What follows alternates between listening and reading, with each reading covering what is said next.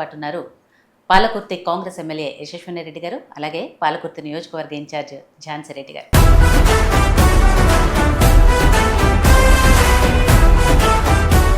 మేజర్గా మీరు ఇచ్చిన ప్రామిసెస్ ఏంటి, అవి ఎంతవరకు ఫుల్ఫిల్ చేయగలిగారు?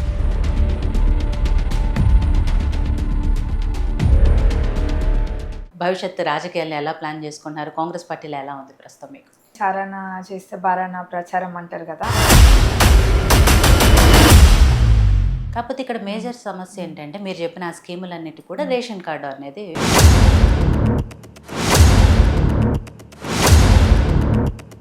ఎస్పెషల్లీ మీరు పట్టుబట్టి కూర్చున్నారు, మా నియోజకవర్గానికి ఇవి కావాలి అని. మొన్న అసెంబ్లీలో కూడా చూసాము, మీరు ఎంత స్ట్రాంగ్ వాయిస్ వినిపించారో.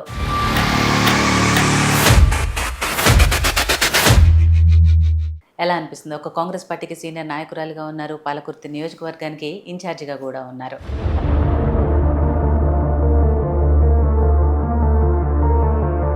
అండ్ తప్పకుండా ఈ 4 ఏళ్లలో she will make a difference అని నాకు బాగా నమ్మకం ఉంది. గత ప్రభుత్వం ఉన్నప్పుడు CMRF రావాలి అంటే లంచాలు ఇవ్వాల్సి వచ్చేది, ఇప్పుడు ఒక్క పైసా కూడా ఇవ్వాల్సిన పని లేదు. నిజంగా పరిస్థితి ఉందా గతంలో? మా నియోజకవర్గం మీకు తెలుసు, టీఆర్ఎస్ ప్రభుత్వం ఉన్నప్పుడు ఊరేసుకుంటే ఊరేసుకున్నట్టే అని చెప్పేవాళ్ళు.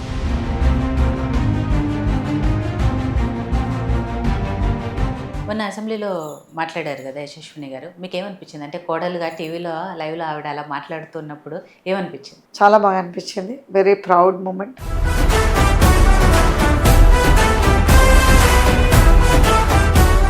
నేను ఏదైతే చేయలేకపోతున్నానో తనలో చూసుకుంటున్నా. చాలామంది అనుకుంటారు చిన్నపిల్లే కదా అని.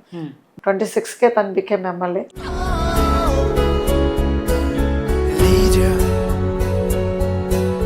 పథకాల గురించి అంతా చెప్పారు, అవి ఇస్తున్నాం ఇవి ఇస్తున్నాం, మహిళలకు ఇప్పటివరకు ఇవి చేసాం. ఇదంతా వినడానికి మీరు చెప్పడానికి బాగానే ఉంది, కానీ బట్ వాస్తవ పరిస్థితులు నిజంగా అలా ఉన్నాయా? కొంతమందికి రాకపోవచ్చు.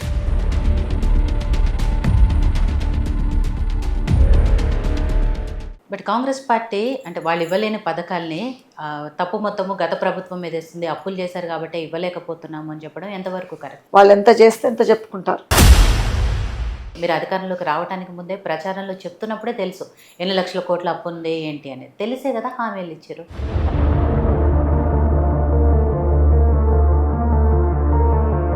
ఇప్పుడు వీళ్ళు ప్రతిదాన్ని భూతద్దాల్లో పెట్టి చూస్తున్నారు, లేని కూడా ఉన్నాయని సృష్టిస్తున్నారు. 6 గ్యారెంటీలు ఎలా అమలు చేద్దాం అనుకుంటున్నారు? అఫ్కోర్స్ సరే, ఇంకా 4 ఏళ్ళు ఉంది, 4 ఏళ్లలో చేస్తాము అంటున్నారు. బట్ అది చేయడానికి సంపద సృష్టికి ఎక్కడి నుంచి వస్తుంది? మన సీఎం గారు ప్లాన్ చేస్తున్నారు. సీఎం గారు ప్లాన్ చేస్తున్నారు అంటే సీఎం గారు ఏం ప్లాన్ చేస్తున్నారు? భూములు అమ్మటమా? తప్పకుండా వాళ్ళ ప్లాన్ వాళ్ళకుంటుంది. రేవంత్ రెడ్డి గారి పాలన తీరు ఎలా అనిపిస్తుంది మీకు? బాగా అనిపిస్తుందండి. Is bold and aggressive.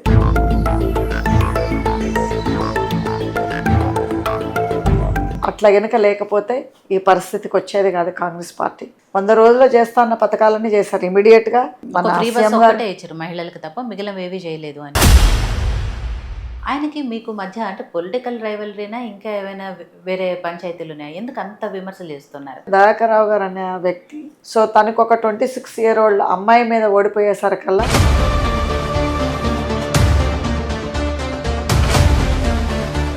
Especially నేను పెద్ద టార్గెట్ వాళ్ళకి. అందులో భాగమైన ఈ విమర్శ కూడా ఎమ్మెల్యే కోడలైనప్పటికీ పెత్తనం మాత్రం, అధికారం మాత్రం అత్తదే అని.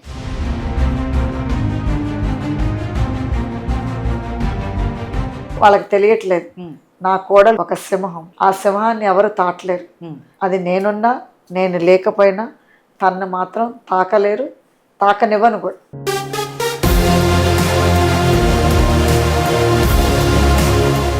ముందుగా యోయోటీవీ ప్రేక్షకులందరికీ శ్రీరామనవమి శుభాకాంక్షలు.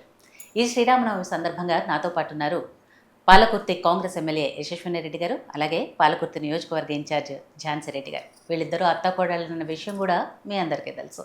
సో శ్రీరామనవమిని అత్తాకోడళ్ళు కలిసి ఎలా జరుపుకున్నారు, అలాగే ప్రస్తుత తాజా రాజకీయాల గురించి కూడా వాళ్ళతో మాట్లాడదాం. నమస్తే అండి యశస్విని రెడ్డి గారు, ఝాన్సీ రెడ్డి గారు, ఎలా ఉన్నారు? బాగున్నామండి. మీకు కూడా శ్రీరామనవమి శుభాకాంక్షలు. అట్లనే యోయో టీవీ ప్రేక్షకులందరికీ కూడా శ్రీరామనవమి శుభాకాంక్షలు. Thank you same to you అండి. మీకు కూడా ఝాన్సీ రెడ్డి గారు. థ్యాంక్ యూ అండి. యశస్విని రెడ్డి గారు, శ్రీరామనవమి ఎలా సెలబ్రేట్ చేసుకుంటున్నారు? నియోజకవర్గంలోనే ఉన్నారు. నియోజకవర్గంలోనే అండి. లాస్ట్ ఇయర్ కూడా నియోజకవర్గంలోనే సెలబ్రేట్ చేసుకున్నాం. ఇప్పుడు ఇక్కడ వల్మిడి టెంపుల్ ఉంది, Okay. మన దగ్గర పాలకుర్తిలో వాల్మీకి టెంపుల్, అది చాలా ప్రసిద్ధి చెందిన టెంపుల్. అంటే ఇక్కడ మన భద్రాచలం కన్నా ముందు ఫస్ట్ ఇక్కడనే తలంబ్రాలు పోయడం జరుగుతుంది. దాని తర్వాత భద్రాచలంలో పోస్తారు తలంబ్రాలు. మంచి టెంపుల్. సో ఇప్పుడు అక్కడ కళ్యాణం ఉంది, వెళ్ళాలి. ఓకే. సో ఎలా అనిపిస్తుంది అంటే మనకి మామూలుగా చిన్నప్పటి నుంచి కూడా శ్రీరామనవమి చేస్తుంటాము. చిన్నప్పుడు ఎలా ఉండేదంటే పేరెంట్స్తో పాటు గుడికి వెళ్ళేవాళ్ళం, ఏదో అక్కడ దండం పెట్టి ప్రసాదాలు ఇస్తే తీసుకొని శ్రీరామనవమి ప్రసాదం తీసుకొని వచ్చేవాళ్ళం. బట్ అక్కడ నుంచి ఒక ఎమ్మెల్యేగా ఇవాళ మీ చేతుల మీదుగా కళ్యాణం అక్కడ జరగటము ఇవన్నీ ఎలా అనిపిస్తుంది?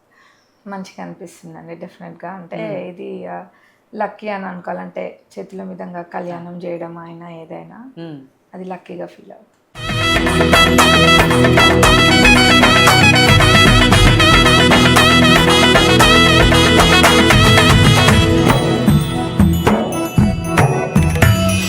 సీతారాముల కళ్యాణం కన్నుల పండుగ వైభవం, జానకి రాముల కళ్యాణం పులకింతగా తిలకించే జనం.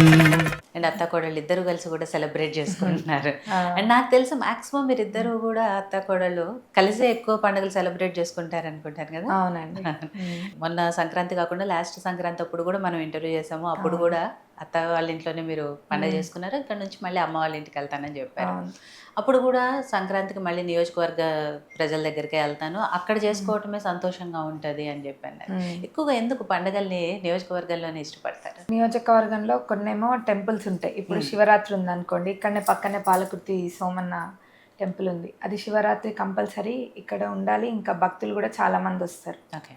అన్ని ఏర్పాట్లు చూసుకుంటూ ఇంకా అట్లనే భక్తితోటి ఇక్కడనే ఉంటారు. సో ఝాన్సీ రెడ్డి గారు, మీకు ఎలా అనిపిస్తుంది కోడలతో కలిసి వాళ్ళు శ్రీరామనవమి జరుపుకోవటము, అలాగే గుళ్ళో కార్యక్రమాలు ఇవన్నీ ఉన్నాయి కాబట్టి ఎలా అనిపిస్తుంది? చాలా ప్రౌడ్ మూమెంట్ అనిపిస్తుంది.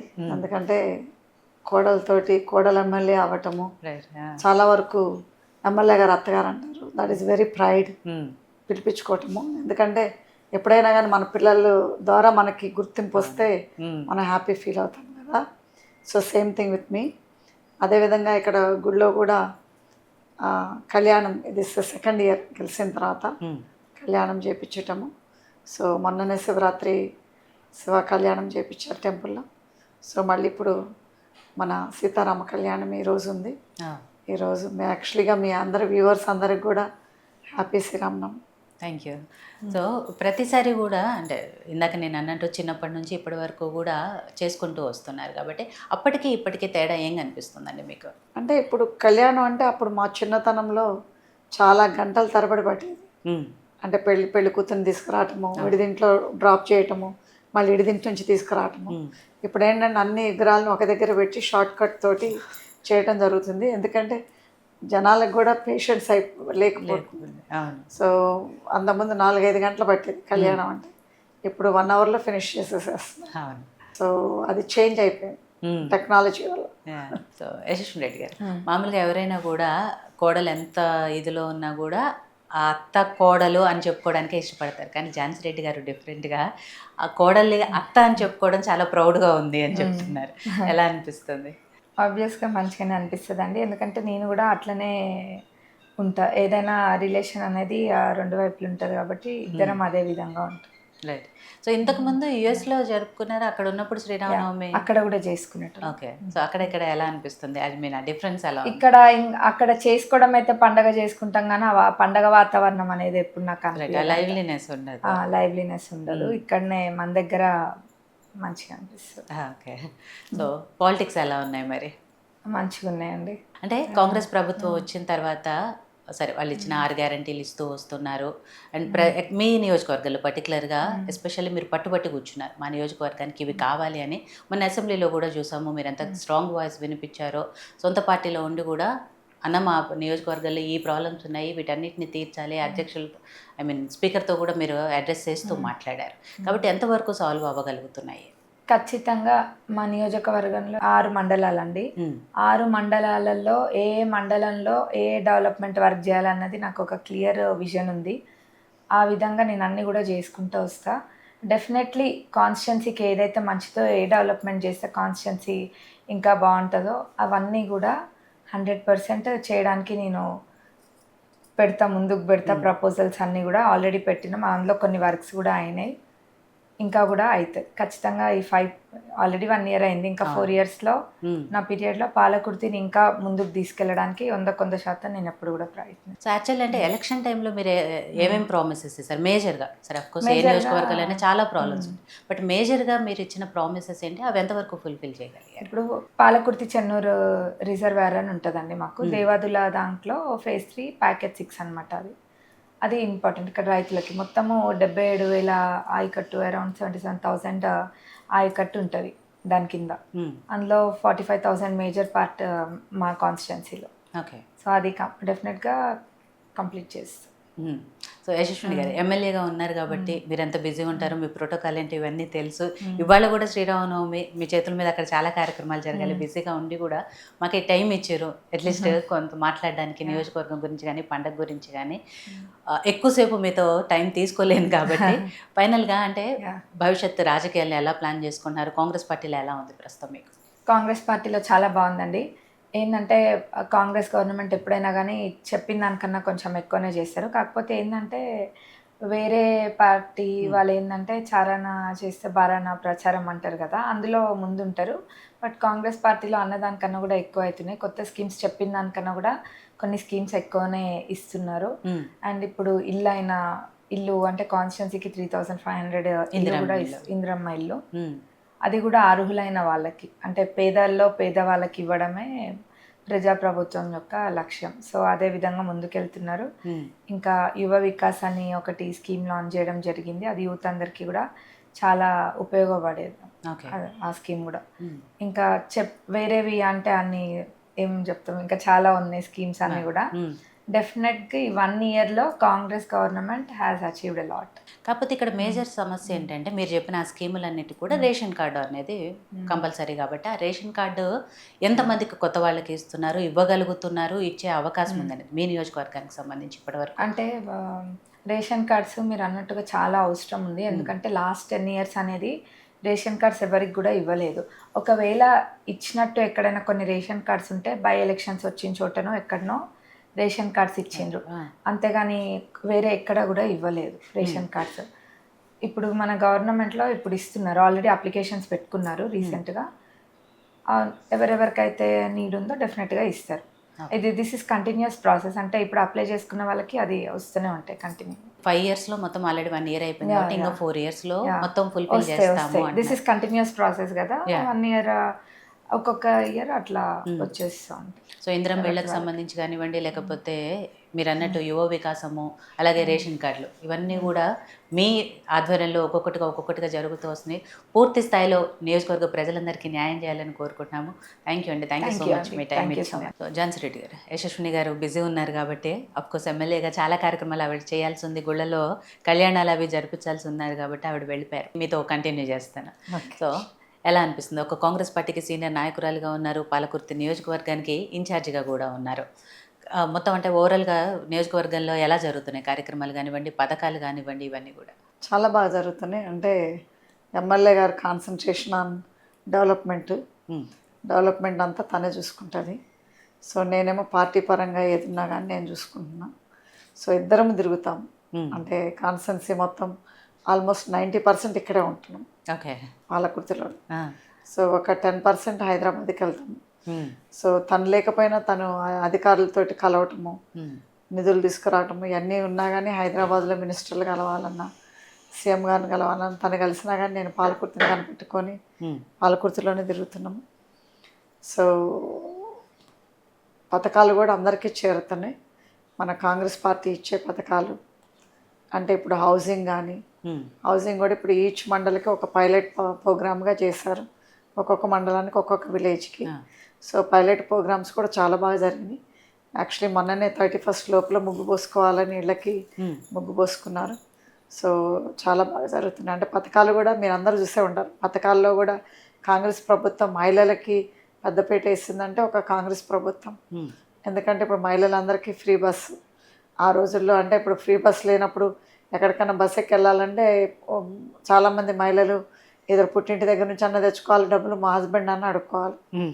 సో ఇప్పుడు ఆ బాధ ఏమీ లేకుండా వాళ్ళు గుడికి పోవాలన్నా ఫ్రీగా వస్తున్నారు. ఇప్పుడు ఏ గుళ్ళైనా చూడండి మహిళలతో అసలు నిండిపోతుంది. గుళ్ళకి పోవాలన్నా ఎక్కడికైనా మహిళలు ఉంటున్నారు. ఎక్కడన్నా దవాఖానకి వెళ్ళి చూపించుకోవాలన్నా ఫ్రీ బస్సు. మళ్ళీ వెళ్ళి చుట్టాల ఇంటికి పిల్లల్ని చూసుకోవాలన్నా కాలేజెస్లో ఇప్పుడు మీ అందరికీ తెలుసు, ఎస్పెషలీ ఇలాంటి అంటే రూరల్ ప్లేసుల్లో పిల్లలందరూ హాస్టల్లో ఉంటారు. సో పిల్లల దగ్గరికి వెళ్ళి పిల్లల్ని ఎప్పుడంటే అప్పుడు చూసుకోవడానికి కూడా వాళ్ళకి కన్వీనియంట్ ఉంది యాక్చువల్గా. మెయిన్ థింగ్ ఇస్ అంటే ఇప్పుడు అంటే ఇప్పుడు బస్ ఛార్జెస్ లేవు కదా, సో వాళ్ళకి కన్వీనియంట్గా అంతకుముందు బస్ ఛార్జెస్ పెట్టుకునేటప్పుడు నెలకు ఒకసారి వెళ్ళే మదరు ఇప్పుడు క్వైట్ ఆఫన్గా వెళ్తున్నారు పిల్లల్ని చూసుకొచ్చుకోవడానికి. సో అదేవిధంగా ఇప్పుడు పిల్లలు అంటే ఎప్పుడు పంపించారు కదా హాస్టల్లో ఉన్న పిల్లల్ని. సో అదనేది చాలా కన్వీనియంట్గా ఉంది. మహిళలు కూడా చాలా హ్యాపీగా ఉన్నారు. సో మళ్ళీ ఇంకొకటి గ్యాస్ సిలిండర్ కూడా 500కే దొరుకుతున్నారు. సో అంతకుముందు అంతా ఇప్పుడు తండం ఇక్కడ మా దగ్గర తండలు ఎక్కువ, తండల్లో అంతా కట్టెపోయలు అవన్నీ పెట్టుకొని పొగతోటి బాగా బాధపడేవాళ్ళు మహిళలు. ఇప్పుడు గ్యాస్ సిలిండర్ 500కే వస్తుంది. మరి అదేవిధంగా ఆరోగ్యశ్రీ కూడా ఎక్కడన్నా అంతకుముందు ఆరోగ్యశ్రీ పెట్టిందే మన కాంగ్రెస్ ప్రభుత్వం, అప్పుడు మన వైఎస్ఆర్ గారు రాజశేఖర రెడ్డి గారి పీరియడ్. సో ఇప్పుడు అది 5 లక్షలది 10 లక్షలు చేశారు కాంగ్రెస్ ఇప్పుడు రేవంత్ రెడ్డి గారు వచ్చిన తర్వాత. సో మరి అప్పుడు ఆరోగ్యశ్రీ లేనప్పుడు చూపించుకోవడానికి మహిళలు భయపడేవాళ్ళు, అంటే నేను వెళ్తే ఎట్లా డబ్బులు అవుతాయో అనేది, ఎస్పెషలీ అంటే రూరల్ ప్లేసెస్లో. సో ఇప్పుడు ఆ భయం లేకుండా ధైర్యంగా వెళ్ళి చూపించుకోగలుగుతున్నారు. ఆరోగ్యశ్రీలో వాళ్ళకి 10 లక్షలు వస్తున్నాయి. సీఎం రిలీఫ్ ఫండ్ కింద ఎన్నో కోట్లు ప్రతి ఒక్క నియోజకవర్గం, ఇప్పుడు మా నియోజకవర్గమే ఎగ్జాంపుల్ తీసుకోండి, ఎన్నో కోట్లు సీఎం రిలీఫ్ ఫండ్ చెక్స్ ఇవ్వడం జరిగింది. ఈవెన్ మ్యాటర్ ఆఫ్ ఫ్యాక్ట్ నిన్న కూడా ఎన్నో లక్షలు అన్ని మండలాల్లో. మరి 200 యూనిట్లు కరెంట్ ఫ్రీ. మరి చాలామంది గీజర్లు పెట్టుకోవడానికి భయపడేవాళ్ళు, అంటే ఎస్పెషలీ మా రూరల్ ప్లేసెస్లో. ఇప్పుడు గీజర్లు ప్రతి ఇంటికి గీజర్లు ఉంటుంది. మీ అందరికీ తెలుసు యాక్చువల్గా 200 కరెంటు ఫ్రీగా లేనప్పుడు గీజర్లు లేక ఆ కరెంటు అది రాడ్స్ ఉంటాయి కదా, రాడ్స్ వేసినప్పుడు చాలామంది షాక్ కొట్టి చనిపోయిన వాళ్ళు ఉన్నారు. అంటే ఇప్పుడు ఇవన్నీ ఎగ్జాంపుల్సే కాదు, దట్ ఈస్ అ రియాలిటీ యాక్చువల్గా జరిగింది. చాలామంది నీళ్ళు ఆ రాడ్లు వేసుకొని వేడి చేసుకున్నప్పుడు, చలికాలం అంటే కట్టిపోయిలు ఎలగో కదా, సో ఎలగనప్పుడు వాళ్ళు అదే పని చేసేవాళ్ళు. చేసినప్పుడు చాలామంది షాక్ తిని చనిపోయిన వాళ్ళు ఉన్నారు కరెంట్ షాక్ తోటి. సో అది ఇబ్బంది లేకుండా ఉంది మహిళలకి. మరి అదేవిధంగా ఇప్పుడు రుణమాఫీ కూడా అప్ టు 2 lakhs వరకు రుణమాఫీ చాలామందికి అయింది. సో ఇంకా కొంతమందికి అబౌవ్ 2 lakhs ఉన్న వాళ్ళకి అవ్వలేదు. సో అది సీఎం గారు కూడా చెప్పారు తొందరలోనే అవుతుందని. సో ఇవన్నీ కూడా మంచి మంచి స్కీమ్స్.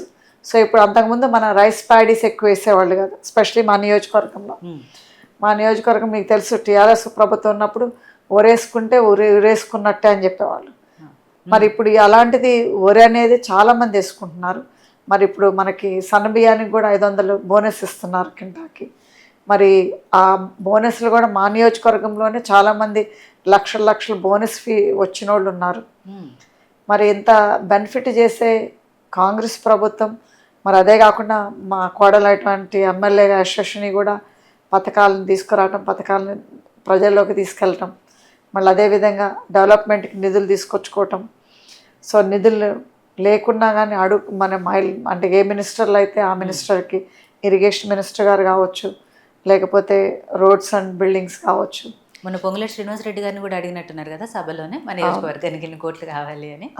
సో మళ్ళీ హాస్పిటల్ తీసుకొచ్చింది. సో తన డెవలప్ మీద వెరీ ఫోకస్డ్, అండ్ తప్పకుండా ఈ 4 ఏళ్లలో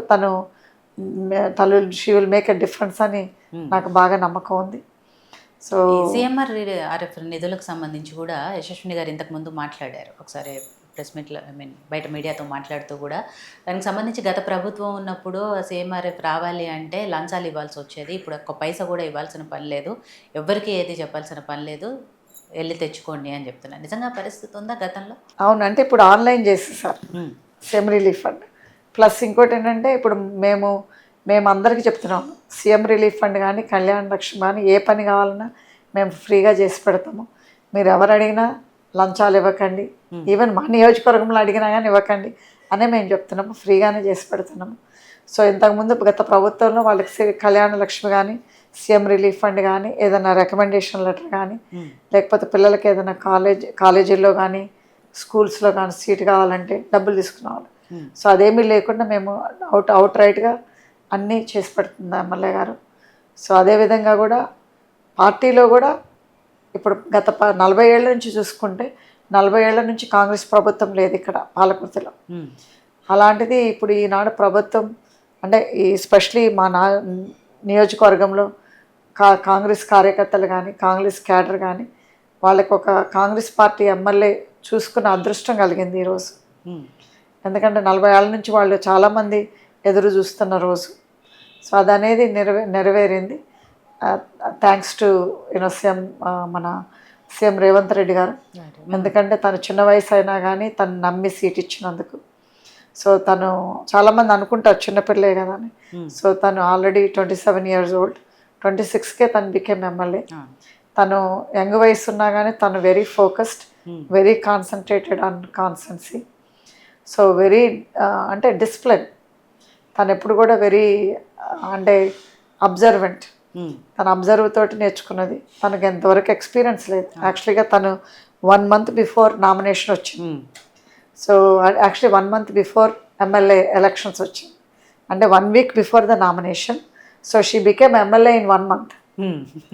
so that is a record breaking. అయినా కానీ షీ ఓవర్కమ్ ఆల్ ద అంటే అంత షార్ట్ టైంలో కూడా షీ ఓవర్కమ్ ఆల్ ఫాస్ట్. పక్కన మీరు ఉన్నారు కదా, ఆబ్వియస్లీ నేర్పించడానికి ఎక్కడ ఏం కావాలి, ఎలా మాట్లాడాలి, ఏం చేయాలి, నియోజకవర్గ ప్రజలకు ఇంకా ఎలాంటి అభివృద్ధి కార్యక్రమాలు చేయాలని ఎప్పటికప్పుడు గైడ్ చేయడానికి మీరున్నారు. అండ్ తను కూడా స్వతహాగా నేర్చుకునే గుణం ఒకటి ఉంది కాబట్టి తను వెరీ గ్రాస్పింగ్, అంటే తన గ్రాస్పింగ్ పవర్ చాలా ఉంది. అదే అంటున్నాను. తను quick learner to. So Jhansi Reddy గారు, ఇందాక మీరు పథకాల గురించి అంతా చెప్పారు, అవి ఇస్తున్నాం ఇవి ఇస్తున్నాం, మహిళలకు ఇప్పటివరకు ఇవి చేస్తాం, ఇదంతా వినడానికి మీరు చెప్పడానికి బాగానే ఉంది. కానీ బట్ వాస్తవ పరిస్థితులు నిజంగా అలా ఉన్నాయా? కొంతమందికి రాకపోవచ్చు అంటే పథకాలు, ఎందుకంటే అది టెక్నికల్ ఇష్యూ వల్ల. ఫర్ ఎగ్జాంపుల్ రుణమాఫీ ఉందనుకోండి, 2 lakhs పైన వాళ్ళకి రాలేదు. కానీ వాళ్ళు ఏమనుకుంటారు, మనం 2 lakhs వరకు ఇస్తుంటే నాకు రాలేదు అని. ఇంకోటి ఏంటంటే కాంగ్రెస్ పార్టీ అనేది చాలా పథకాలు ఇచ్చినా కానీ చెప్పుకోవటం అనేది రావట్లేదు. సో ఎందుకు రావట్లేదు? బికాజ్ మనకు సోషల్ మీడియా కొంచెం ఇప్పుడు వాళ్ళకిలాగా టీఆర్ఎస్ బీఆర్ఎస్ లాగా వాళ్ళు ఎంత చేస్తే ఎంత చెప్పుకుంటారు. ఇప్పుడు కాంగ్రెస్ పార్టీ అనేది చేతల్లో ముందుంటుంది, చెప్పుకోవటంలో లాస్ట్ ఉంటుంది. సో అదనేది చెప్పుకోవాలి అని అంటే ఇప్పుడు వర్డ్ ఆఫ్ మౌత్ కానీ లేదా సోషల్ మీడియా ద్వారా కానీ చెప్పుకోవాలి. సో అదనేది కాంగ్రెస్ పార్టీ కొంచెం సోషల్ మీడియాలో డెఫినెట్లీ వీక్ ఉన్నది. ప్లస్ ఈ టీఆర్ఎస్ వాళ్ళకి బీఆర్ఎస్ వాళ్ళకి ఏం పని లేదు కాబట్టి వాళ్ళు చేసే ప్రాపగాండానే అది. ఎందుకంటే రాంది చూస్తారే తప్పితే వచ్చింది చూడాలి కదా. ఇప్పుడు అదే కాకుండా 10 yearsలో వాళ్ళు ఎన్ని పథకాలు వాళ్ళు అమలు అవుతాయి అని చెప్పారు అధికారంలో రాకముందు.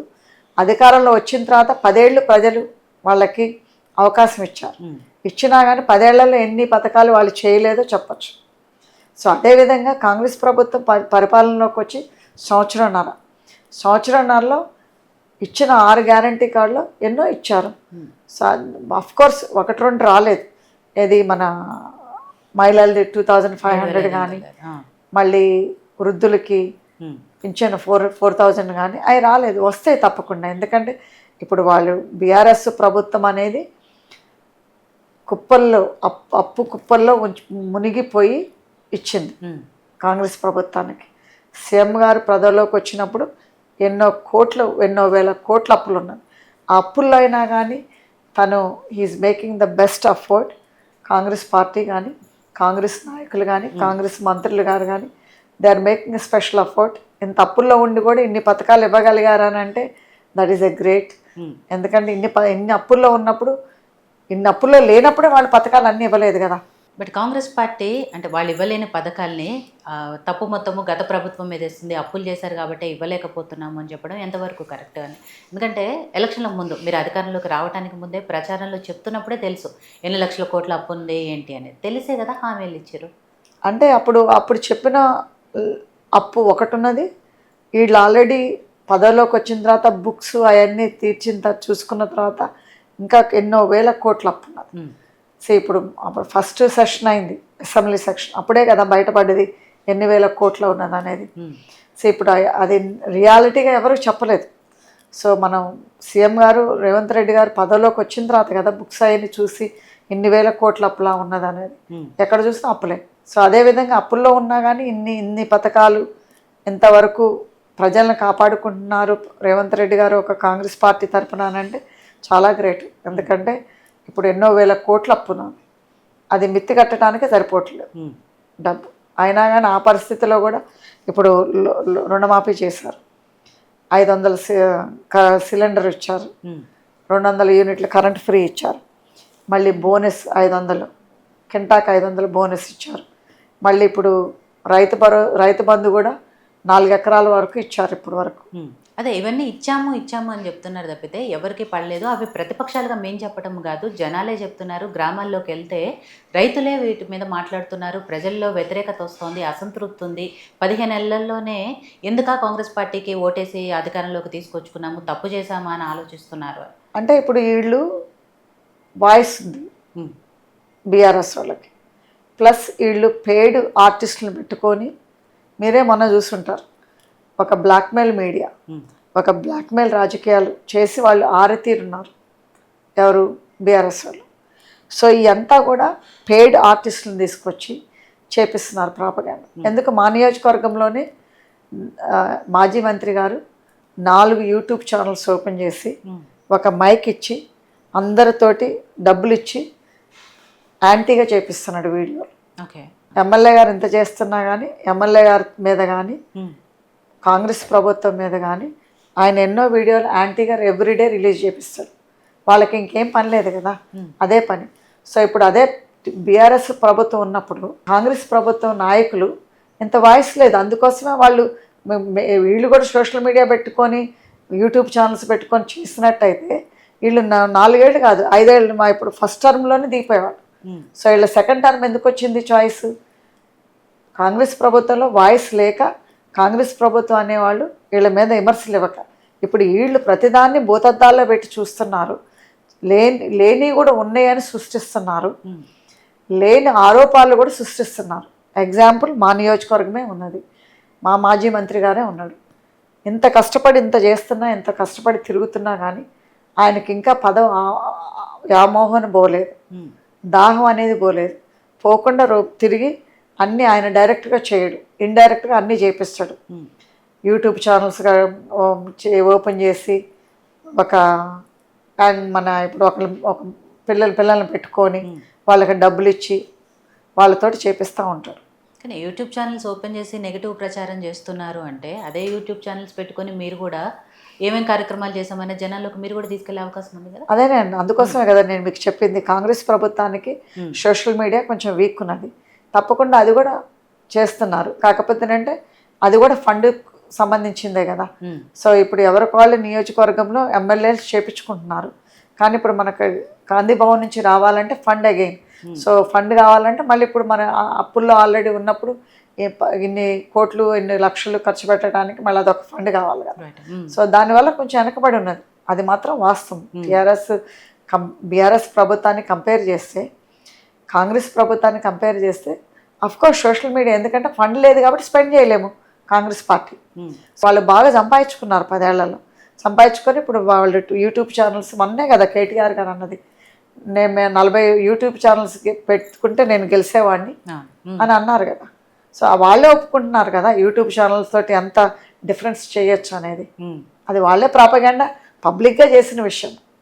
అది కాంగ్రెస్ పార్టీ తరఫున మేము చేస్తున్న ఆరోపం కాదు, అది వాళ్ళే అన్నారు. ఇది కనుక నాకు ముందుగా తెలుసుంటే నేను ఎలక్షన్స్ ముందే చేసేదాన్ని. 40 యూట్యూబ్ ఛానల్స్ ఓపెన్ మెడికల్ కాలేజ్లో వాటి బదులు ఛానల్స్ యూట్యూబ్ ఛానల్స్ ఓపెన్ చేసుకుంటే అంతే చేయాలి. సో ఎగ్జాక్ట్గా సో వాళ్ళే ఒప్పుకుంటున్నారు. సో అది ఒప్పుకొని ఇప్పుడు యూట్యూబ్ ఛానల్స్ కూడా ఓపెన్ చేసి ఆరోపణలు చేపిస్తున్నారు కాంగ్రెస్ పార్టీ మీద, కాంగ్రెస్ పార్టీ నాయకుల మీద, ప్లస్ మా ముఖ్యమంత్రి గారి మీద, మా మంత్రుల మీద. సో వాళ్ళకి పొద్దున్న లేస్తే అదే పని, ఇంకేం లేదు. ఝాన్సీ రెడ్డి గారు పదే అప్పులు అని చెప్తున్నారు కదా, మరి ఇంత అప్పుల్లో ఉండి ఎలా చేద్దాం అనుకుంటున్నారు? 6 గ్యారెంటీలు ఎలా అమలు చేద్దాం అనుకుంటున్నారు? అఫ్కోర్స్ సరే ఇంకా 4 ఏళ్ళు ఉంది, 4 ఏళ్లలో చేస్తాము అంటున్నారు. బట్ అది చేయడానికి సంపద సృష్టికి ఎక్కడి నుంచి వస్తుంది? మన సీఎం గారు ప్లాన్ చేస్తున్నారు, తప్పకుండా అమలు చేస్తారని మాకు నమ్మకం ఉంది, చేస్తారు కూడా. సో అది అనేది టైం పడుతుంది. సో అంతేగాని ఇప్పుడు మాకు కూడా 5 ఏళ్ళు ఉన్నాయి కదా, 5 ఏళ్లలో వాళ్ళు టైం ఇవ్వాలి కదా. సో సంవత్సరంన్నరలోనే అన్నీ అమలు చేయలేదని అంటే చేస్తాము, ఒకరికొకటి చేస్తూనే ఉన్నారు కదా. సో ఇంత షార్ట్ టైంలో వాళ్ళెన్ని పథకాలు అన్నారు, వాళ్ళెన్ని పథకాలు అమలు చేస్తారు అనేది అది కంపేర్ చేసుకోవాలి కానీ 10 ఏళ్ల ప్రభుత్వానికి సంవత్సరంన్నర ప్రభుత్వానికి కంపేర్ చేయదు. అంటే సీఎం గారు ప్లాన్ చేస్తున్నారు అంటే సీఎం గారు ఏం ప్లాన్ చేస్తున్నారు? భూములు అమ్మటమా? ఇప్పుడు హెచ్సియు భూముల గురించి ఏదైతే ఇష్యూ నడుస్తుందో అదే తెలియదండి, అందరు సీఎం గారికే తెలుసు. ఎందుకంటే సీఎం గారు మంత్రులు వాళ్ళకి ఆల్రెడీ క్యాబినెట్ మీటింగ్స్ అవుతున్నాయి. సో తప్పకుండా వాళ్ళ ప్లాన్ వాడుకుంటారు. ఎందుకంటే ఇప్పుడు మేము ఇక్కడ ఎమ్మెల్యే లెవెల్లో కాబట్టి అక్కడ మాకు అక్కడ అంటే పైన ఏం ప్లాన్ వేస్తున్నారు, ఎట్లా తీసుకొస్తారు నిధులని తప్పకుండా తీసుకొస్తారు. ఎందుకంటే అంత తీసుకురాని వాళ్ళు అయితే ఈరోజు కాంగ్రెస్ ప్రభుత్వం 4 ఏళ్ల క్రితము లేకపోతే 3 ఏళ్ల క్రితము ఎట్లా ఉంది, ఈరోజు కాంగ్రెస్ పార్టీ ఎట్లా ఉంది అనేది మీకు తెలుసు. ఇప్పుడు సీఎం గారు కానీ మా మంత్రులు గారు కానీ అంత గట్టిగా లేకపోతే ఈరోజు కాంగ్రెస్ పార్టీ గెలిచేది కాదు. కాంగ్రెస్ పార్టీకి మన సీఎం గారు మన కాంగ్రెస్ తరఫున అయ్యేవాళ్ళు కాదు. మొన్న అసెంబ్లీలో మాట్లాడారు కదా యశస్విని గారు, మీకు ఏమనిపించింది? అంటే కోడలుగా టీవీలో లైవ్లో ఆవిడ అలా మాట్లాడుతున్నప్పుడు ఏమనిపించింది? చాలా బాగా అనిపించింది, వెరీ ప్రౌడ్ మూమెంట్. ఎందుకంటే యాక్చువల్గా నేను ఒరిజినల్ క్యాండిడేట్ ఉన్నాను. నాకు సిటిజన్షిప్ టయానికి రాకపోవటం వల్ల నా వారసత్వమైన కోడలు పెట్టాల్సి వచ్చింది. నేను ఏదైతే చేయలేకపోతున్నానో తనలో చూసుకుంటున్నా. సో తను తప్పకుండా అట్లా మాట్లాడటం అంత చిన్న యంగ్ ఏజ్కి అంటే అక్కడ మాట్లాడినప్పుడు ఏమనిపించింది అంటే వెరీ ఎక్స్పీరియన్స్ ఎమ్మెల్యే మాట్లాడినట్టు అనిపించింది. Plus she's very concern Palakurthi నియోజకవర్గం గురించి ఇన్నేళ్ల నుంచి ఒక ఎమ్మెల్యే గారు మాట్లాడింది లేదు అక్కడ. సో తను ఎమ్మెల్యేగా ఉండి ఇక్కడ సమస్యలు అక్కడ పరిష్కరించటము, ఇక్కడ సమస్యలను అక్కడ అడగటము చాలా హ్యాపీగా ఉంది. నాట్ ఓన్లీ నాకే కాదు, అత్తగా అంటే నాకు అనుకోవచ్చు, మా నియోజక ప్రజలందరికీ కూడా చాలా హ్యాపీగా ఫీల్ అయ్యారు. ఎందుకంటే చాలామంది కూడా నాకు పంపించేవాళ్ళు వీడియో తను మాట్లాడింది. తను యాక్చువల్గా లాస్ట్ అసెంబ్లీలో తనకి 4 సార్లు అవకాశం ఇచ్చారు. సో 4 సార్లు కూడా 4 డిఫరెంట్ టాపిక్స్ మీద మాట్లాడింది, సమస్యల మీద. సో ఝాన్సీ గారు, మీరు అన్నట్టు మీకు రావాల్సిన టికెట్ సరే లాస్ట్ మినిట్లో సిటిజన్షిప్ ఇష్యూతో యశస్విని గారికి వెళ్ళింది. బట్ ఇప్పుడు అంటే మీరు ఏవైతే చేయాలనుకుంటున్నారో, నియోజకవర్గ ప్రజలకు ఎలాంటి అభివృద్ధి చేయాలనుకున్నారు, ఇవన్నీ ఎప్పటికప్పుడు యశస్విని గారితో షేర్ చేసుకుంటూ ఉంటారా? తనకి సలహాలు ఇస్తూ ఉంటారా? తప్పకుండా. తను అధికారపూర్వకంగా తను చేసేయని తను చేస్తుంది. సో మా ట్రస్ట్ తరపున నేను చేసేయని నేను చేస్తున్నా. సో మొన్ననే మా ట్రస్ట్ ద్వారా అంటే ఎప్పుడు కూడా మేము గత 35 ఇయర్స్ నుంచి ఇక్కడ నియోజకవర్గంలో సేవలు అందించేవాళ్ళం.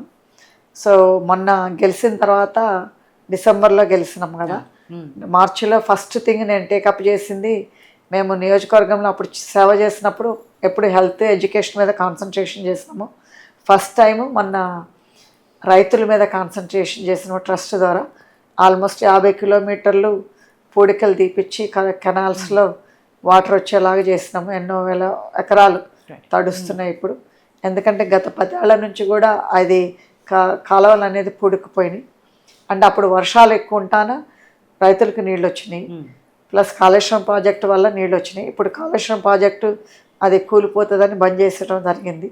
సో దానివల్ల నీళ్లు కొంచెం తక్కువ అవుతూ ఉన్నాయి, పూడికలు లేక బూడ్చుకుపోయి.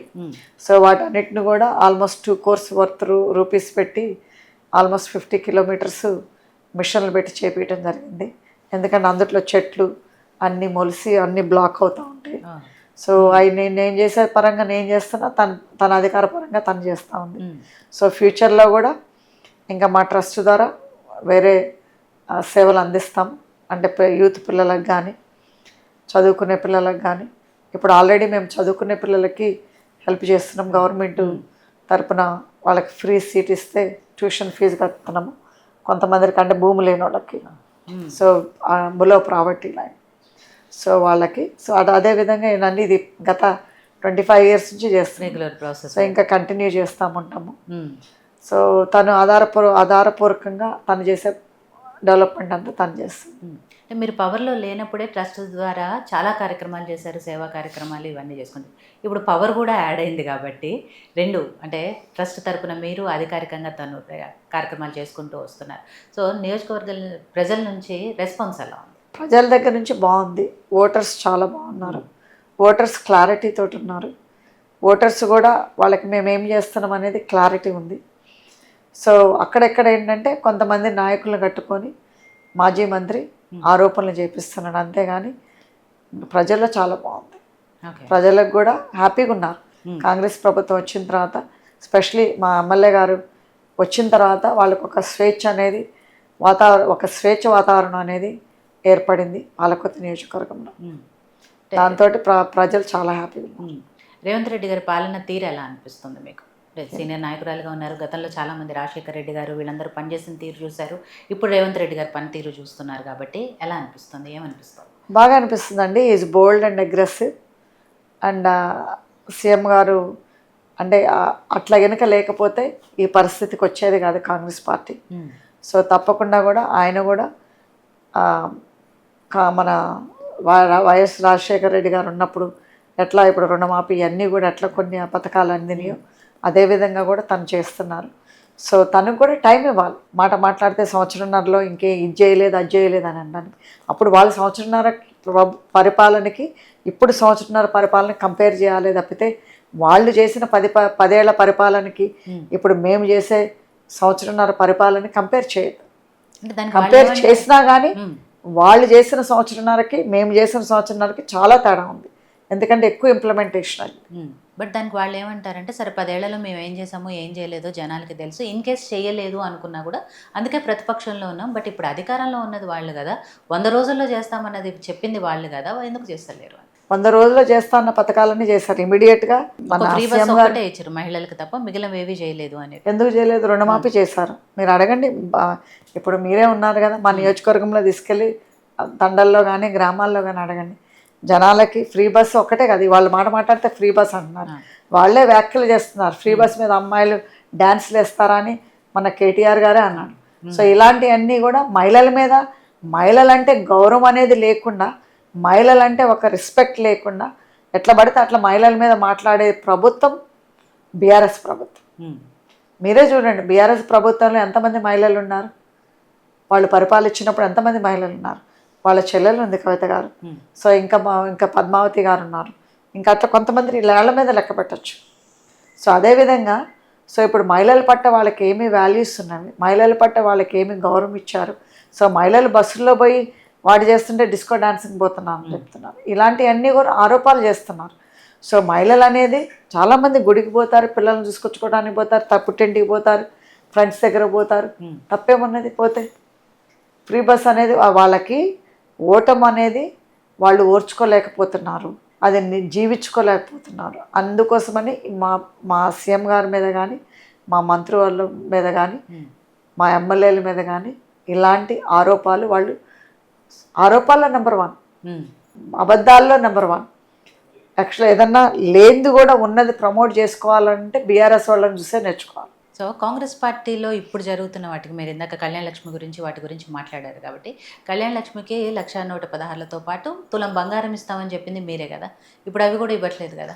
అమ్మాయిలకి స్కూటీలు ఇస్తానని చెప్పింది మీరే, అవి కూడా ఇవ్వట్లేదు కదా. బంగారం అనేది ఇస్తా అన్నారు, బంగారం అనేది ఇస్తారు తప్పకుండా, అది ఇంకా టైం పడుతుంది. ఇప్పుడు మీరు కళ్యాణ లక్ష్మి అంతకుముందు గత ప్రభుత్వంలో లేకపోతే సీఎం రిలీఫ్ ఫండ్ గత ప్రభుత్వంలో కంటే ఇప్పుడు కంపేర్ చేసుకుంటే వాళ్ళకి వితిన్ 4 to 6 monthsలో వచ్చేసేస్తుంది చెక్. అదే గత ప్రభుత్వంలో సంవత్సరం అయినా కానీ ఇంతవరకు రాలేదు. సంవత్సరంన్నర క్రితం కూడా అప్లై చేసుకున్న వాళ్ళే ఇంతవరకు రాలేదని మాకు రోజు వస్తూనే ఉంటారు. సో అలాంటిది ఇవన్నీ కూడా ఎక్స్పర్టైజ్ ఎందుకు చేస్తున్నారు?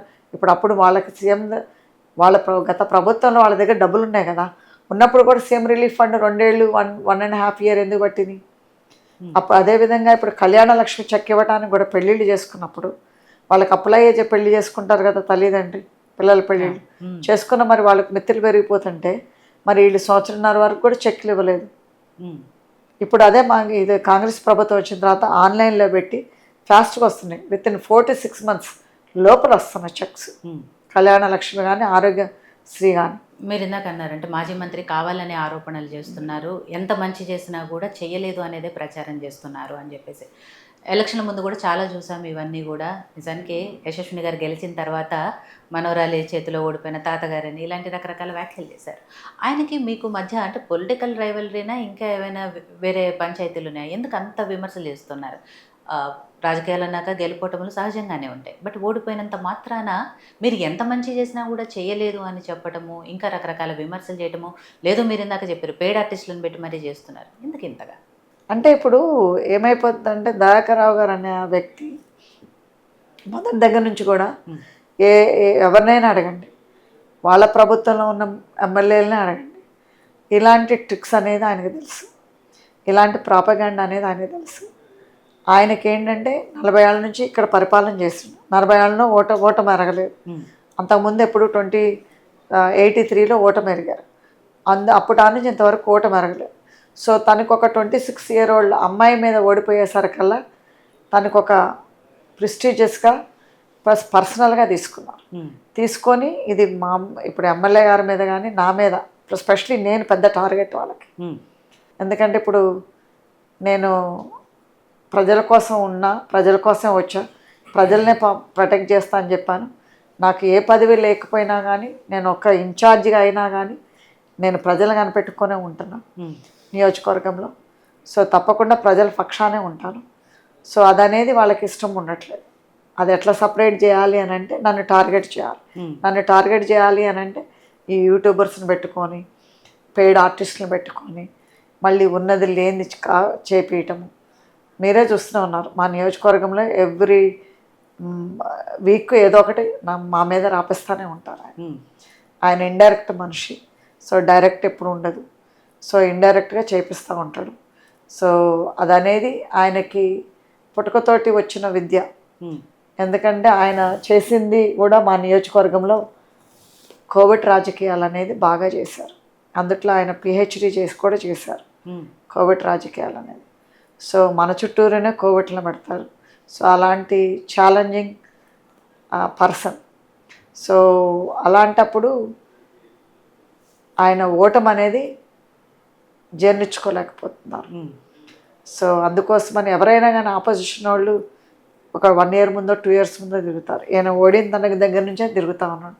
ఉన్నాయి లేని సృష్టించి, లేకపోతే ఎమ్మెల్యే గారు ఎక్కడికన్నా వెళ్తే, ఎక్కడ సభకి వెళ్తే అక్కడ మనుషులు పంపించి మీరు అది అడగండి, ఇది అడగండి, లేకపోతే మీరు యాంటీ చేయండి అక్కడ అని చెప్పి ఆయన యూట్యూబర్లను పెట్టుకొని వీడియోలు తీపిచ్చి చేపిస్తారు ఆరోపణలు. అంత దిగజారి చేపిస్తే రాజకీయాలు ఆయన చేశారు. అందులో భాగమైన ఈ విమర్శ కూడా ఎమ్మెల్యే కోడలైనప్పటికీ పెత్తనం మాత్రం, అధికారం మాత్రం అత్తదే అని. అదే అన్నాను కదా నేనే టార్గెట్ అని. ఎందుకంటే జీర్ణించుకోలేకపోతున్నారని. ఎందుకంటే పార్టీ పరంగా నేను నడుపుతున్నాను, తన అధికారపూర్వకంగా తన డెవలప్మెంట్ చూసుకుంటాను. సో ఇక్కడ ఏమైపోయింది, ఒక ఓటుకి ఇద్దరం పనిచేస్తున్నాం, ఒక సీట్కి ఇద్దరం పనిచేస్తున్నాం.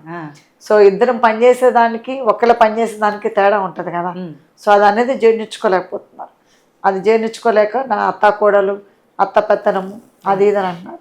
సో మేమిద్దరం కూడా అత్త కోడలం కాదు, తల్లి కూతురులాగానే ఉంటాము. కోడలనైనా కానీ మన కూతురులాగా చూసుకుంటే మన కూతురే అవుతుంది. కోడలకు కూడా అత్తనే తల్లిలాగా చూసుకుంటే తల్లే అవుతుంది. సో దాదానే జీర్ణించుకోలేకపోతున్నారు. జీర్ణించుకోలేక ఎన్ని ఆరోపాలు, అత్త పెత్తనం, అత్త కోడలకు పట్టలేదు అని చెప్తున్నారు. ఎందుకంటే అది ఆయన జిమ్మిక్కులతోటే రాజకీయం చేశారు. అదే జిమ్మిక్కులతోటి కూడా మా మీద చేయాలని చూస్తున్నారు. మొన్ననే అసెంబ్లీ ఎలక్షన్స్లో ఆయనకి ప్రజలే బుద్ధి చెప్పారు. సో ఇంకా రాబోయే స్థానిక ఎలక్షన్స్లో కూడా ప్రజలే ఆయనకు బుద్ధి చెప్తారు. వచ్చాయా మీ దాకా ఆ విమర్శలు? ఏదైతే ఇద్దరి మధ్య అంటే అత్త కోడల మధ్య ఆధిపత్య పోరు నడుస్తుందని కానీ, అత్త పెత్తనం జలాయిస్తుంది, నామకే వాస్తే మాత్రమే ఎమ్మెల్యేగా కోడలు ఉంటుంది, ఇవన్నీ వచ్చాయి మీ దాకా? అది తప్పు. ఎందుకంటే తను she has a self individuality and self thinking. So తను సపరేట్గా తను పోయేదారిలో తను పోతుంది. ఎట్లా అధికారపూర్వకంగా డెవలప్మెంట్ కానీ, మరి నిధులు తెచ్చుకోవటం కానీ, డెవలప్ చేయటం కానీ. She's an MLA. నేనున్నాను కాబట్టి నేను పార్టీ పరంగా చూసుకుంటున్నానే తప్పితే మా ఇద్దరికి ఏమీ పోర్లేదు. మేమిద్దరం కూడా కలిసే మంచుకున్నాం. మేమిద్దరం అయినా ఒకటే. అంతేగాని వీళ్ళు కావాలని సృష్టిస్తున్నారు. ఏంటంటే కావాలని సృష్టిస్తే ఇప్పుడు నన్ను సపరేట్ చేస్తే ఇప్పుడు ఇక్కడ నియోజకవర్గంలో చాటు చేసుకొని మళ్ళీ తన పదవిలోకి రావాలని అనుకుంటున్నాను. అది జరగని పని. అది మళ్ళీ ఆయనకి మీ ఇంటర్వ్యూ ద్వారా కూడా నేను చెప్తున్నా, అది జరగని పని. పోయినసారి ఓటమి కంటే కూడా ఇంకా ఎక్కువ మెజారిటీ తోటి మా పాలకుర్తి నియోజక ప్రజలు ఆయనకు బుద్ధి చెప్తారు. మీరు టార్గెట్ అంటున్నారు కదా, అంటే మిమ్మల్ని టార్గెట్ చేసి ఇలాంటి విమర్శలన్నీ చేసి జనాల్లో ఒక నెగిటివ్ క్రియేట్ చేసి మీరు చిన్నగా పక్కకి వెళ్ళిపోతే ఆమె అంటే యశస్విని గారు చిన్న ఎక్స్పీరియన్స్ లేదు కాబట్టి ఆమెను ఈజీగా ఏదో ఒకటి మాయ చేసి మళ్ళీ నెక్స్ట్ మళ్ళీ మనమే గెలవచ్చు అనేది వాళ్ళ తపన. అదే అండి వాళ్ళ ప్లాన్, అదే వాళ్ళ ప్లాను, వాళ్ళ తపన. కానీ అది జరగని పని. ఎందుకంటే నన్ను పక్కకి జరిపినా కానీ వాళ్ళకి తెలియట్లేదు నా కోడలు ఒక సింహం. ఆ సింహాన్ని ఎవరు తాటలేరు. అది నేనున్నా నేను లేకపోయినా తన్ను మాత్రం తాకలేరు, తాకనివ్వను కూడా. సో అదనేది రాసి పెట్టుకోవచ్చు. వీళ్ళు అనుకుంటున్నారు చిన్నపిల్లని, కానీ ఎప్పుడైనా కానీ చిన్నపిల్లనైనా బోన్లేసి పెడితే పుల్ అవుతుంది. సో చిన్నపిల్ల అనేది అండర్ ఎస్టిమేట్ వేయద్దు. తను చిన్నపిల్ల అయితే అసెంబ్లీలో ఒక ఫీర్ అనేది లేకుండా ఎట్లా మాట్లాడుతుంది. తను చిన్నపిల్ల అయితే ఎమ్మెల్యే అప్పుడు క్యాంపెయిన్ చేసినప్పుడు కానీ ఇప్పుడు కానీ తన ఇండివిజువాలిటీగా ఒక స్క్రిప్ట్ రైటర్ ఏమీ లేకుండా తను ఓన్గా మాట్లాడగలుగుతుంది. తను ఓన్గా నిధులు తెచ్చుకొని తను ఓన్గా డెవలప్మెంట్ ఎట్లా చేయగలుగుతుంది. అఫ్కోర్స్ నేను ఉన్నాను కాబట్టి నేను హెల్ప్ చేస్తున్నా పక్కకి. నేను లేకపోయినా తను స్టాండ్ చేయగలుగుతుంది. తను వీళ్ళందరినీ ఎదుర్కోగలుగుతుంది. నాకంటే కూడా తను స్ట్రాంగ్. ఇంకా వీళ్ళు అనుకుంటున్నారు అది వీళ్ళ భ్రమ. నాకు తెలిసి రాజకీయాల్లో అత్తా కోడళ్ళు ఉన్నది అంటే సోనియా గాంధీ గారు, ఇందిరాగాంధీ గారు కోడలుగా సోనియా గాంధీ గారు వచ్చారు. అఫ్కోర్స్ రాజీవ్ గాంధీ గారు తర్వాత, మళ్ళీ ఆ తర్వాత అంత స్ట్రాంగ్గా అత్తా కోడళ్ళు ఉన్నది మీరిద్దరేనేమో. యశస్విని గారు, మీరు తెలుగు రాష్ట్రాల్లో ఎవరు కూడా అంత అత్తా కోడళ్ళు లేరు కదా రాజకీయాల్లో. Thank you for a nice compliment. అంటే ఇప్పుడు అక్కడ సోనియా గాంధీ గారు సాక్రిఫైస్ చేశారు, ఇక్కడ నేను సాక్రిఫైస్ చేశాను ప్రజల కోసం. అంటే ఇప్పుడు నా కోడలకి పదవి కావాలనే కాదు నేను సాక్రిఫైస్ చేసింది. నాకు ఆ టయానికి రాకపోవటం వల్ల నా కోడల్ని పాపం ఇష్టం లేకుండా అమెరికాలో తను మంచి లైఫ్ అనుభవిస్తున్నా కానీ నేను ప్రజలకు ఇచ్చిన మాట కోసము తీసుకురావాల్సి వచ్చింది. అంతేగాని తనకు పదవి వ్యామోహము, లేకపోతే పదవి దాహము, లేకపోతే నాకు పదవి వ్యామోహము, పదవి దాహం అని కాదు. మేము ఇక్కడికి రావాల్సి వచ్చింది. ఎందుకంటే ఇక్కడ ఎవరు గెలిచినా ఎవరు ఉన్నా కానీ గెలవలేరనే ఉద్దేశంతో నన్ను తీసుకురావడం జరిగింది. లేకపోతే we're very established and well settle family. 45 ఏళ్ల నుంచి కూడా మేము అమెరికాలోనే ఉన్నాము. సో మాకు ఇక్కడ పదవే కావాలి, మాకు లైఫ్లో ఇంకేమీ లేకపోతేనే కదా పదవ అనేది లేదు. మేము ప్రజలను రక్షించుకోవటానికి వచ్చినాం, మా నియోజకవర్గం కాపాడుకోవటానికి వచ్చినాం, మా నియోజక ప్రజల కోసం వచ్చినాం. అదేవిధంగా కూడా మేము ఉన్నంతకాలం, మా ప్రాణం ఉన్నంతకాలం మేము పాలకుర్తి నియోజకవర్గం ప్రజల కోసమే పనిచేస్తాం. పాలకుర్తి నియోజక ప్రజల తోడే ఉంటాం. పాలకుర్తి నియోజకవర్గ ప్రజల్ని కాపాడుకుంటాం. అదేవిధంగా ఇక్కడ ఏ కాంగ్రెస్ పార్టీ ఏ నాయకులు ఉన్నా కానీ, కాంగ్రెస్ పార్టీ కేడర్ ఉన్నా కానీ మేము వాళ్ళందరినీ కూడా కాపాడుకొని మేము ఈ పాలకుర్తి నియోజకవర్గంలో 4 ఏళ్ళు కాదు మా ఎమ్మెల్యే గారు 40 ఏళ్ళని గెలిపించుకుంటాం. కానీ ఇక్కడే చాలామందికి ఒక డౌట్ ఉంది ఝాన్సీ రెడ్డి గారు, మీరు అన్నట్టు సరే ట్రస్ట్ ద్వారా ఎన్ని సేవా కార్యక్రమాలు చేసినప్పటికీ రాజకీయంగా వచ్చి ఇంకాస్త ఎక్కువ సేవా కార్యక్రమాలు చేయాలనే దాంట్లోనే మీరు రాజకీయ రంగ ప్రవేశం చేశారు. అట్లే సీట్ ఎక్స్పెక్ట్ చేశారు, సిటిజన్షిప్తో అది క్యాన్సిల్ అయింది.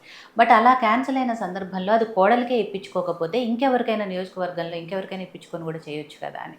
అంటే ఒకటి ఇప్పుడు ఈ నియోజకవర్గంలో ఎట్లయితే మా ఫ్యామిలీ ఆల్రెడీ గత 35 ఏళ్ల నుంచి ఇక్కడ సర్వీసెస్ చేస్తున్నాం.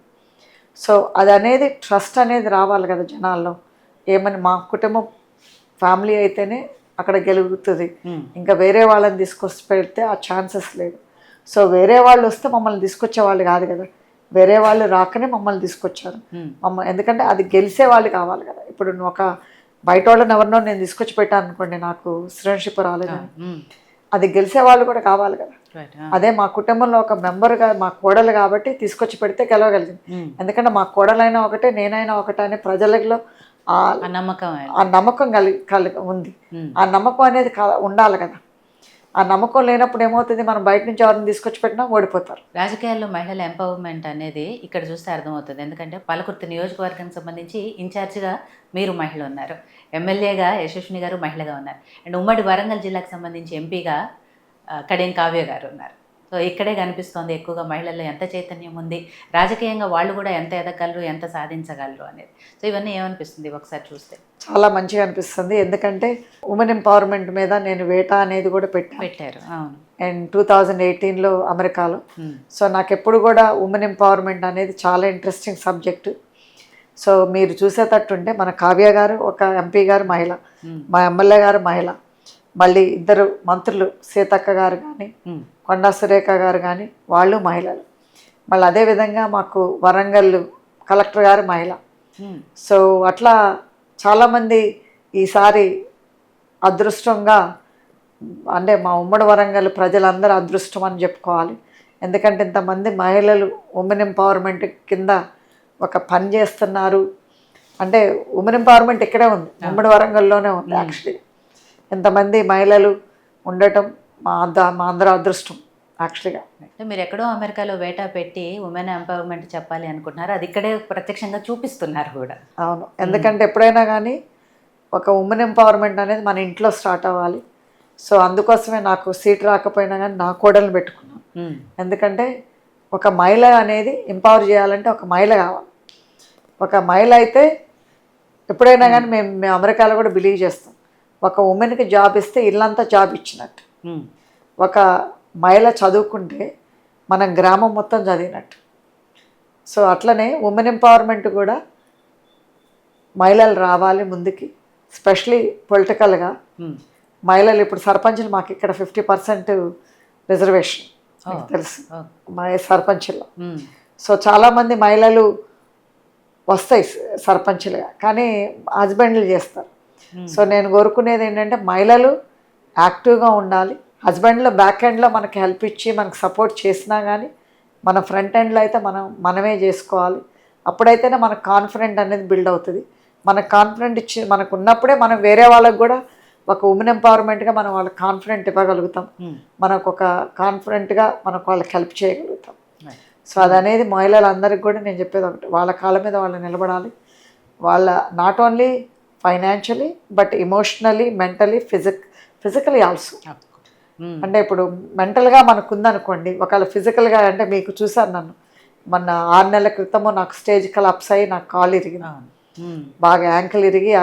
ఈవెంట్లోకి వెళ్తే కదా ఈవెంట్లో స్టేజ్ కొలాప్స్. అవును. సో అప్పుడు చాలామంది డాక్టర్లు అందరూ అన్నారు అంటే సివియర్గా బ్రేక్ అయింది. I had 4 hours surgery. Okay. So very అంటే 3 చోట్ల బ్రేక్ అయింది, 2 బోన్లు. ఇప్పుడు ఓకేనా, సెట్ అయింది? ఇప్పుడు సెట్ అయింది. సో అప్పుడు అన్నారు చాలామంది, 6 నెలల వరకు నువ్వు నడవలేవు. But it's a will power, it is a will power and also it's emotionally, mentally strong ఉన్నప్పుడు మనము మనం హెల్ప్ చేసుకొని ఇంకొకరికి హెల్ప్ చేయగలుగుతాం. మనమే ఎమోషనలీగా, మెంటలీగా స్ట్రాంగ్ లేనప్పుడు మనం ఎవరికి హెల్ప్ చేయలేం. సో అందుకోసం నేను ప్రతి మహిళలకు కూడా చెప్పేది అది. ఇప్పుడు నేను చూస్తూ ఉంటాను అమెరికాలో ఎందుకు ఉమెన్ ఎంపవర్మెంట్ పెట్టినాం, చాలామంది విడోస్ ఉంటారు, వాళ్ళ హస్బెండ్లు ఆల్రెడీ చనిపోయిన తర్వాత వాళ్ళకి డబ్బు ఉంటుంది, వాళ్ళకి జాబ్ ఉంటుంది, కానీ but sometimes they are not emotionally strong, ఎందుకంటే they go down emotionally strong లేనప్పుడు. సో అందుకోసం ఇప్పుడు నేను మొన్న కాల్ది ఎగ్జాంపుల్ నేను మీకు ఎందుకు చెప్పానంటే, నాకు ఎమోషనల్గా స్ట్రాంగ్, మెంటల్గా స్ట్రాంగ్ ఉన్నాను కాబట్టి I overcome major surgery. So అట్లా people has to be mentally and emotionally strong. Jhansi Reddy గారు, ఫైనల్గా కాంగ్రెస్ ప్రభుత్వం గురించి, పాలనా తీరు గురించి, పాలకుర్తి నియోజకవర్గ ప్రజలకు చేసే అభివృద్ధి కార్యక్రమాల గురించి ఏం చెప్పదలుచుకున్నారు? అంటే ఇంకా మనకి కాంగ్రెస్, మన ఎమ్మెల్యే గారు ఇంకా 4 ఏళ్ళు ఉంటారు. కాంగ్రెస్ పాలన కూడా మినిమం 4 ఏళ్ళు ఉంటుంది. ఇంకా నెక్స్ట్ టర్మ్ కూడా కాంగ్రెస్ పాలనే వస్తుంది, ఎందుకంటే అంత మంచి పథకాలు ఇస్తున్నారు. తప్పకుండా మీరందరూ కూడా పేషెంట్గా ఉండాలి. మన ఎమ్మెల్యే గారు కూడా పథకాలు వచ్చినమ్మటే రిలీజ్ చేస్తున్నారు. అదేవిధంగా మన డెవలప్మెంట్ కూడా చేస్తూనే ఉన్నారు. అదేవిధంగా మన సీఎం గారు కూడా టైం ఇవ్వాలి. 1.5 year ప్రభుత్వం ఇప్పుడు నడిచింది, ఇంకా 4 ఏళ్ళు ఉంది.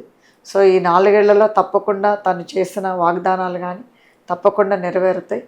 మరి అదేవిధంగా పాలకుర్తి నియోజక ప్రజలకు కూడా చెప్పేది ఒకటే, ఎమ్మెల్యే గారి మీద నమ్మకం పెట్టుకొని మీరు అంత మెజారిటీతో గెలిపించారు. సో దానికి తప్పకుండా మీ అందరికి కూడా న్యాయం అనేది కూర్చుతాను. మీరు కోరుకున్న డెవలప్మెంట్ అనేది తప్పకుండా తను చేసి చూపిస్తుంది. అదేవిధంగా మా ట్రస్ట్ తరపున కూడా మేము కొంత డెవలప్మెంట్ అనేది చేస్తాం. అది తప్పకుండా అవుతుంది. సో దానికి మీరు ఓపిక పట్టాలి. సో మీరందరూ కూడా మంచిగా ఉండాలి. ఈ శ్రీరామనవమి సందర్భంలో మనందరం కూడా ఆ సీతారాముడిని కోరుకొని మనందరినీ కూడా క్షేమంగా ఉంచాలని, స్పెషలీ మన తెలంగాణ ప్రజలు, ముఖ్యంగా మా పాలకుర్తి నియోజక ప్రజలందరినీ కూడా ఆ ఆశీస్సులు అనేది ఉండాలని కోరుకుంటున్నాను. థ్యాంక్ యూ ఝాన్సీ రెడ్డి గారు. శ్రీరామనవమి రోజు పండుగ విశేషాలతో పాటు రాజకీయాల గురించి కూడా చాలా విషయాలు చెప్పారు. మీ కోడలు గారి గురించి కూడా చాలా విషయాలు చెప్పారు. Thank you so much. And అత్త కోడళ్ళు ఇద్దరూ కలిసి పాలకుర్తి నియోజకవర్గ ప్రజలకు ఏవైతే హామీలు ఇచ్చారో అవి పూర్తి స్థాయిలో నెరవేర్చాలని చెప్పి మనస్ఫూర్తిగా కోరుకుంటున్నాము. అట్లే మీ ట్రస్ట్ ద్వారా కూడా ఇంకా చాలామందికి సేవా కార్యక్రమాలు అందించాలని కూడా కోరుకుంటున్నామండి. Thank you so much. Thank you. ఇది ఇవాళ స్పెషల్ ప్రోగ్రామ్. మరో కార్యక్రమంలో మళ్ళీ కలుద్దాం. చూస్తూనే ఉండండి యోయో టీవీ.